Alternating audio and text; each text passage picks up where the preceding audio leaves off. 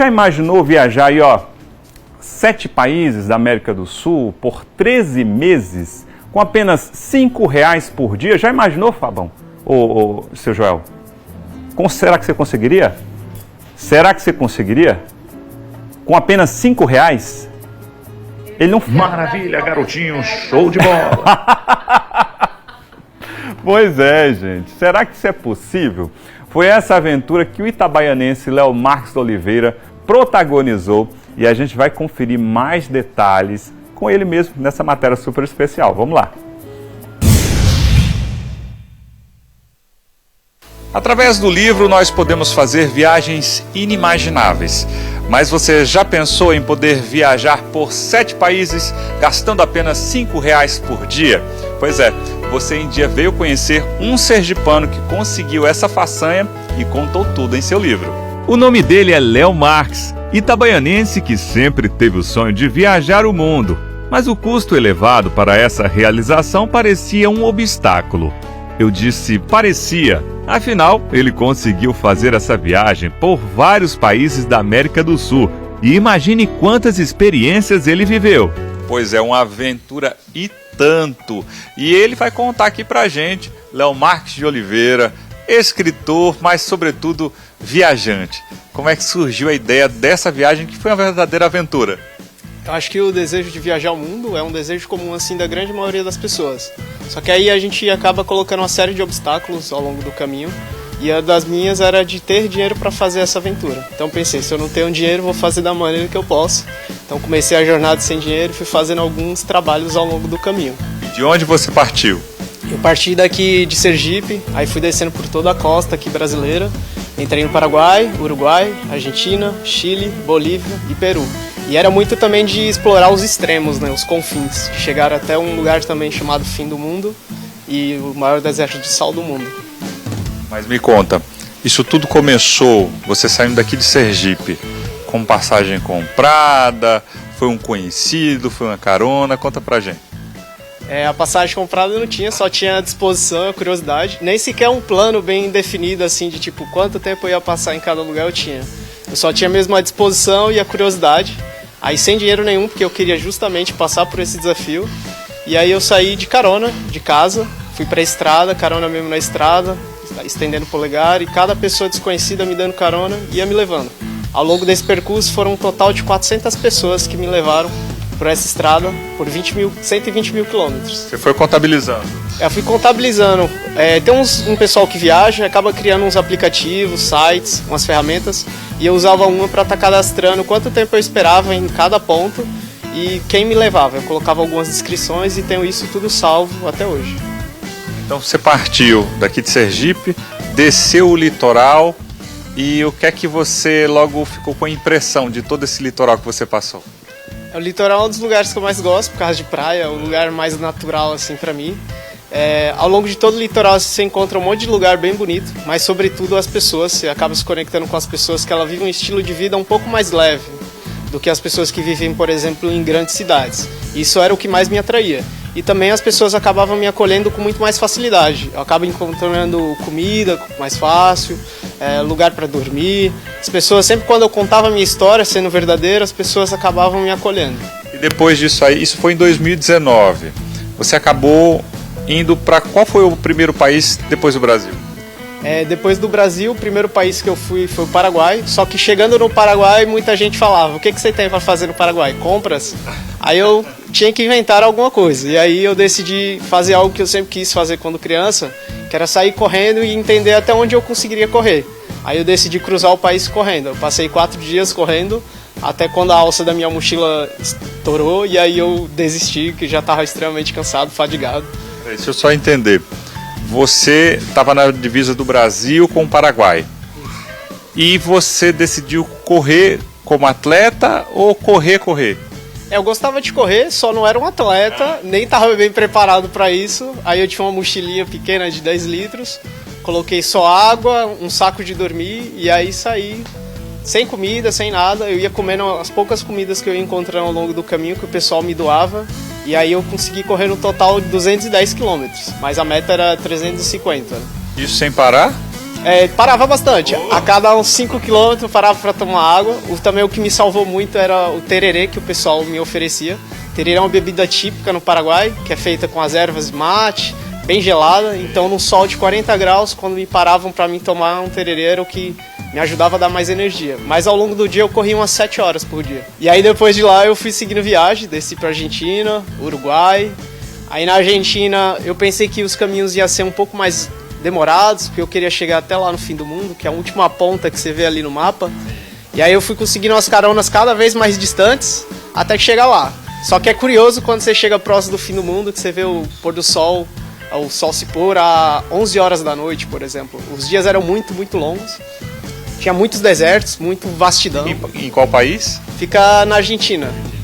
Fica lá no extremo sul. No extremo sul, última ponta, a última cidade que tem, assim, habitável, com pessoas, é esse lugar lá na Argentina. E aí lá o vento é muito, mas muito forte, a ponto de o tempo todo na rua você ficar ouvindo.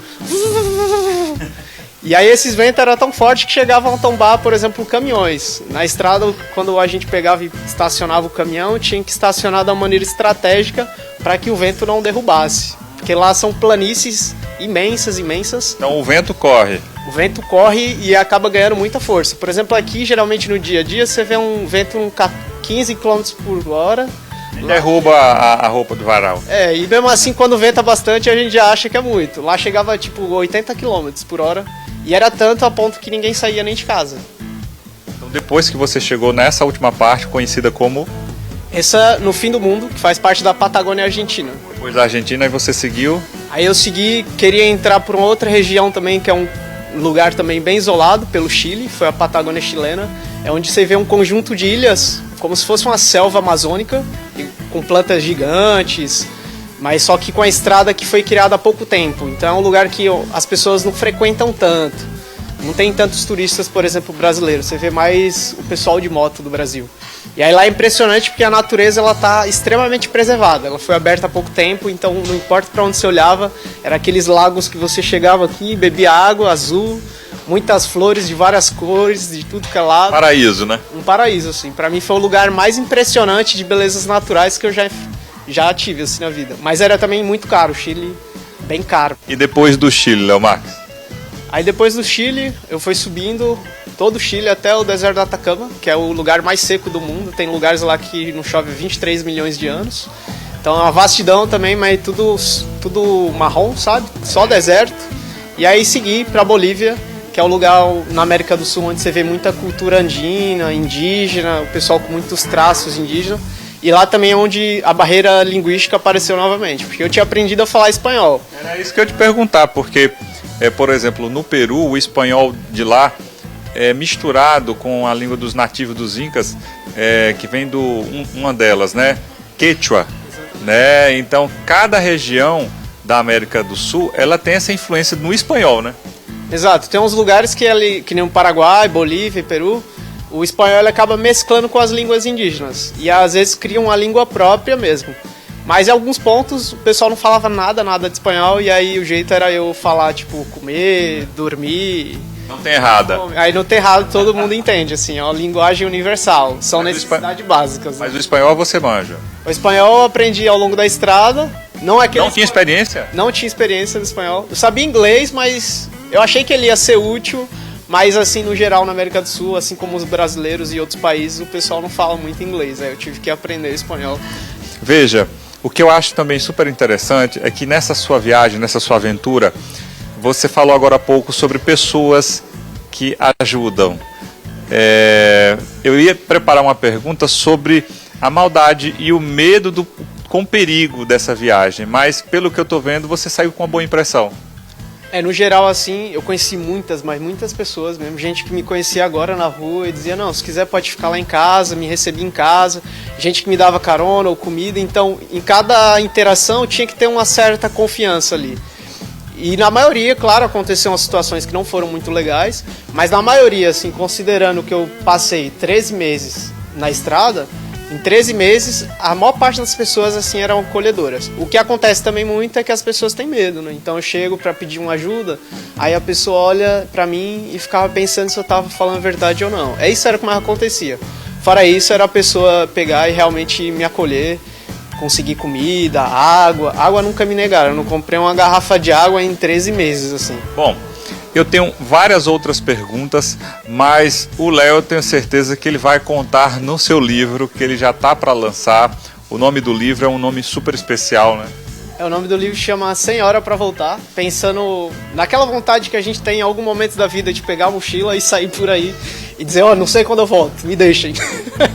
E foi nesse sentimento que eu saí. Aí no livro eu conto mais detalhes do que passava nesse universo particular, dos desafios, quais foram os aprendizados. Eu não me concentrei muito nas belezas, porque isso a gente já vê bastante, né, dos lugares lindos e tudo. Concentrei mais nisso, nos desafios e nos aprendizados que tive. Conexão com as pessoas também, né? Isso também, isso tá presente em todo o livro, assim, cada passo da minha história parece que foi construída graças às pessoas que cruzaram o meu caminho, porque sem elas o caminho teria sido muito, mas muito difícil. Eu fui do lixo ao luxo, desde estar numa montanha, numa lareira, naqueles lugares que a pessoa vê que pensa, às vezes pensa que nunca vai ter na vida, mas também tive na rua, dormindo com morador de rua, dividindo marmita, então é altos e baixos. E o livro 100 Horas Pra Voltar, o pessoal pode encontrar onde? O livro você encontra fácil, falando comigo no Instagram, por Viagem com Léo, com J, sem um M, no sentido de Viagem com Léo, ou também no meu site, que é viagemcomleo.site.